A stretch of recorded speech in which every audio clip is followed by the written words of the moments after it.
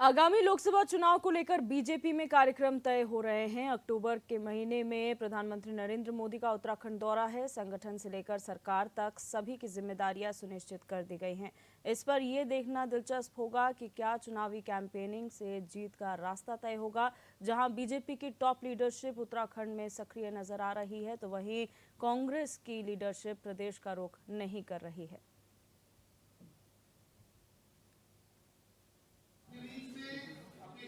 नहीं, ऐसी बात नहीं है। देखिए, हमने कार्यक्रम बना है। हमने राष्ट्रीय अध्यक्ष जी का देखिए राष्ट्रीय परिप्रेक्ष्य में दौरा होगा।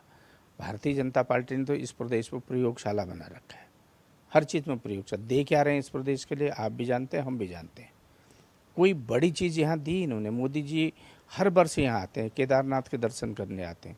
बताइए ना, 10 साल में आप केदारनाथ का रोपवे नहीं बना पाए, केदारनाथ के लिए आप कुछ नई चीज़ नहीं दे पाए, केदारनाथ की सड़क 1 इंच आगे नहीं पहुंचा पाए आप, केदारनाथ की हेली सेवा में आप सुधार नहीं ले पाए, और कोई नई रेलवे लाइन आपने नहीं दी। जो कांग्रेस के शासनकाल में दी थी वही है। तो भाजपा तो इसको प्रयोगशाला बना रही है, उपयोग कर रही है। हमारे नेता निश्चित रूप से आएंगे। चुनाव आपके नज़दीक आ रहा है, देखिएगा इस दौरान हमारे कई प्रोग्राम बनने हैं, और प्रभारी जी आपके हर महीने यहाँ आ रहे हैं, आपके सामने आ रहे हैं। बड़े नेता वही हैं। हरीश रावत जी पार्टी के राष्ट्रीय नेता हैं, वो यही हैं। वो जगह जगह घूम रहे हैं।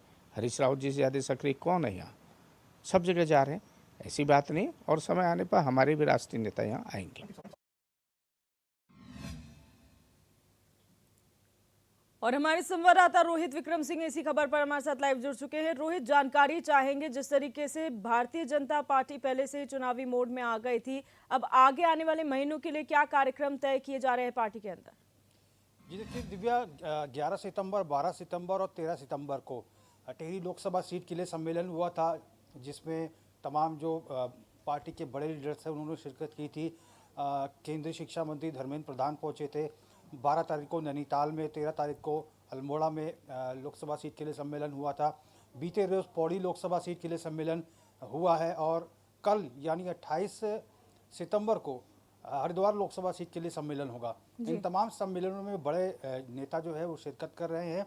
आगामी अक्टूबर महीने में प्रधानमंत्री नरेंद्र मोदी का उत्तराखंड दौरा भी है, और प्रदेश के स्तर पर कौन कौन से वो बड़े नेता होंगे जो उत्तराखंड आएंगे लोकसभा चुनाव के दृष्टिगत, इनकी सूची तैयार हो रही है। क्या कितनी डिमांड किस नेता की है? 2022 के चुनाव में हमने देखा था, 19 के आम चुनाव में देखा कि बड़ी एक लंबी चौड़ी फहरिस्त जो है तमाम केंद्रीय लीडरशिप की तैयार हुई थी, जिसमें सभी लोगों ने शिरकत की थी। तो समझा जा सकता है कि भारतीय जनता पार्टी में क्रमबद्ध तरीके से सभी बड़े नेता आ रहे हैं। राष्ट्रीय संगठन महामंत्री BL संतोष का दौरा हुआ था। कोर कमेटी की बैठक 2 दिवसीय मैराथन बैठक थी। बीजेपी के राष्ट्रीय अध्यक्ष JP नड्डा हरिद्वार पहुंचे थे। धर्मेंद्र प्रधान पहुंच चुके हैं। प्रधानमंत्री नरेंद्र मोदी का दौरा होने वाला, और समय समय पर राष्ट्रीय अध्यक्ष JP नड्डा उत्तराखंड आते रहे हैं। इस बात से समझा जा सकता है कि उत्तराखंड के लिए कितना संजीदा है भारतीय जनता पार्टी का केंद्रीय हाईकमान। और हमने देखा है, देखिए दिव्या, लगातार जो है हर लोकसभा सीट के लिए अलग अलग सम्मेलन हो रहे हैं, और इस प्रकार का कोई सम्मेलन कांग्रेस के भीतर नहीं हो रहा है। कांग्रेस में फिलहाल विरोध प्रदर्शन ही हो रहा है, और शहर के इक्का दुक्का चौराहों पर विरोध प्रदर्शन होता है। कभी कभार मुख्यमंत्री आवास का घेराव होता है, लेकिन उसमें भी कोई बड़ा नेता शामिल नहीं होता। और रही बात अन्य बड़े लीडर्स की प्रदेश के, तो प्रीतम सिंह को भी विधानसभा चुनाव के दृष्टिगत 5 राज्यों में चुनाव हो रहे हैं, उसमें जिम्मेदारी मिली है, वो प्रदेश में नहीं है। गणेश गोदियाल फिलहाल इस समय उत्तराखंड में मौजूद है, लेकिन वो 1 तारीख को फिर से राजस्थान में के दौरे पर जा रहे हैं, क्योंकि वो राजस्थान विधानसभा चुनाव के लिए स्क्रीनिंग कमेटी के मेंबर के तौर पर चुने गए हैं, और पिछले लंबे समय से वो राजस्थान में ही थे। अभी फिलहाल वो उत्तराखंड आए हुए हैं, लेकिन 1 तारीख को उनकी वापसी है। तो समझा जा सकता है कि प्रदेश के नेताओं का भी अभाव कांग्रेस के भीतर है। केंद्रीय स्तर का कोई नेता उत्तराखंड नहीं पहुंच रहा है।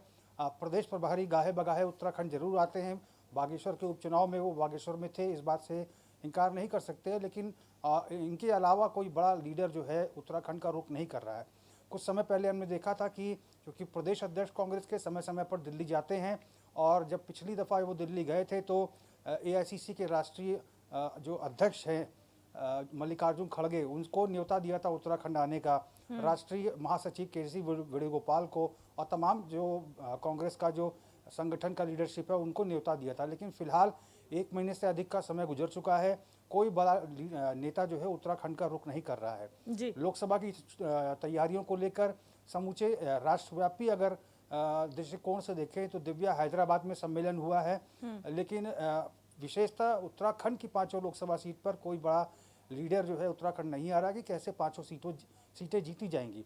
तो समझा जा सकता है कि चुनावी रणनीति के लिहाज से, नेताओं के आवागमन के लिहाज से, आगामी कार्यक्रमों की रूपरेखा के लिहाज से भारतीय जनता पार्टी कांग्रेस से कहीं ज़्यादा आगे चल रही है। बिल्कुल रोहित, और ये हम हमेशा ही कहते हैं कांग्रेस कहीं ना कहीं पिछड़ती हुई नजर आ रही है। और शुरुआत में ये जरूर हवा हुई थी कि राहुल गांधी जो है यहाँ पर दौरा करेंगे, 10 दिन की पदयात्रा है, उससे कहीं ना कहीं माहौल जरूर बना था, लेकिन वो कहीं ना कहीं जो डिले हो रहा है उसकी वजह से पिछड़ती कांग्रेस नजर आ रही है। और कांग्रेस को शायद ये भी समझने की जरूरत है रोहित की चाहे आप कहीं भी नेशनल लेवल में किसी भी राज्य में चले जाए, लेकिन अपने राज्य में आपको मजबूती चाहिए, और अगर आपको अगला चुनाव जीतना है तो आपको अपनी लीडरशिप को यहां बुलाना पड़ेगा। जिस तरह से लोकसभा सीट के लिए सम्मेलन बीजेपी के भीतर हो रहा है, जिसमें तमाम जो राज्यसभा सांसद हैं, लोकसभा के सांसद हैं, तमाम विधायक हैं, प्रदेश के कैबिनेट मंत्री हैं, उनको जगह दी गई है।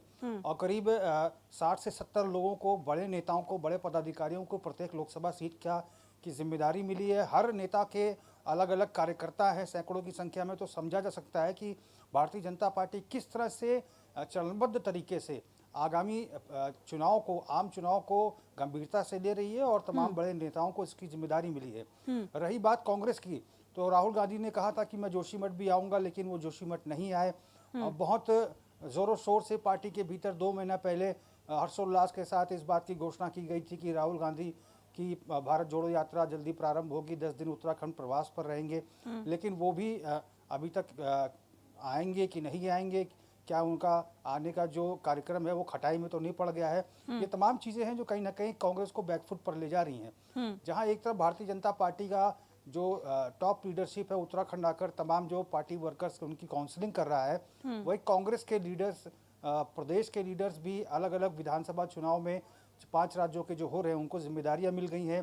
प्रदेश के लीडर्स भी का भी अभाव हो रहा है, राष्ट्रीय कोई लीडर यहाँ नहीं पहुँच रहा, जिससे कांग्रेस का जो कार्यकर्ता है, पदाधिकारी है, वो इस समय हताश और निराश है। निश्चित तौर पर हाईकमान को कोई बड़े नेताओं को उत्तराखंड भेजने की आवश्यकता है।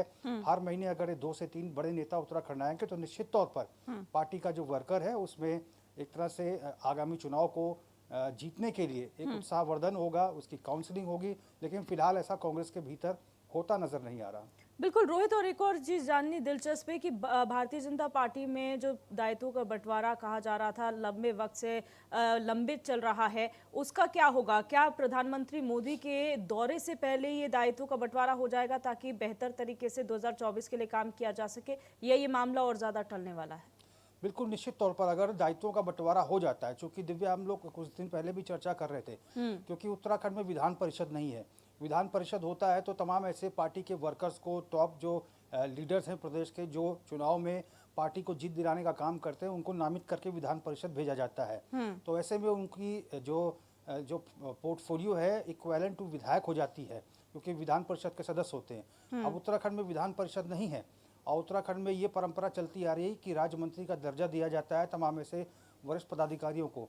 करीब 80 से अधिक ऐसे वरिष्ठ पदाधिकारी हैं जिनके नाम को चिन्हित किया गया है, और फिलहाल कटनी छटनी भी हो सकती है परफॉर्मेंस के लिहाज से। लेकिन अगर तय समय के भीतर ऐसे तमाम नेताओं को जिम्मेदारी मिल जाती है तो निश्चित तौर पर इनके नीचे भी सैकड़ों की संख्या में कार्यकर्ता है जो आगामी लोकसभा चुनाव में पार्टी के लिए काम कर सकते हैं, अच्छी तरीके से काम कर सकते हैं। क्योंकि अगर किसी के नेता को जिम्मेदारी मिलेगी, राज्य मंत्री का दर्जा मिलेगा, तो निश्चित तौर पर कार्यकर्ता उत्साहित रहता है। तो ऐसे में समझा जा सकता है कि दिव्या की, चूँकि मुख्यमंत्री इस समय लंदन में है, हो सकता है कि जब वो 29 तारीख के बाद जब उत्तराखंड आएंगे तो इनके नामों का ऐलान हो जाएगा। लेकिन पार्टी के भीतर लगातार सुगबुगाहट होती रहती है कि आज नहीं तो कल, कल नहीं तो परसों जो है नामों का ऐलान हो जाएगा।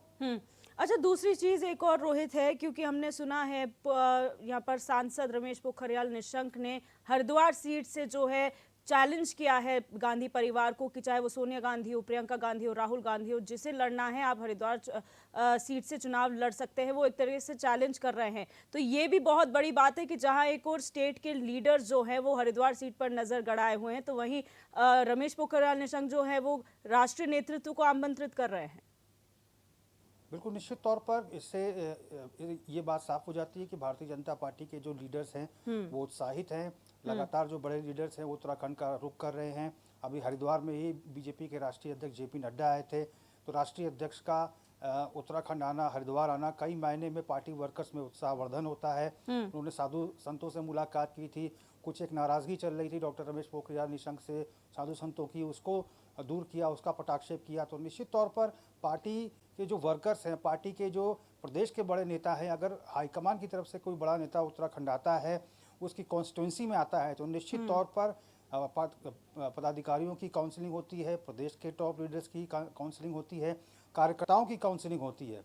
तो समझा जा सकता है कि बड़े नेताओं का उत्तराखंड आना बहुत कई मायने में महत्वपूर्ण हो जाता है, लेकिन फिलहाल कांग्रेस के भीतर ऐसा देखने को नहीं मिल रहा। जी, बहुत शुक्रिया रोहित हमारे साथ जुड़ने के लिए और तमाम जानकारी साझा करने